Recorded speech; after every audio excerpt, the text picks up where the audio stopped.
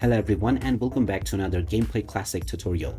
In this video, I'm going to show you how you can download and install the Brawlhalla game on your PC. So let's get started right away. First of all, open up the Steam application, and once you are taken into the store page, just click on the search box and now type in Brawlhalla to begin your search. Once you find the game, you can click on it and this will take you into the game page where you can check out the trailer as well as the reviews. Scroll down and click on Add to Library to add this game to your collection. You can then click on the Play Now button to choose your install location to install the game. After choosing your directory, click on the Install button and just wait for the process to complete.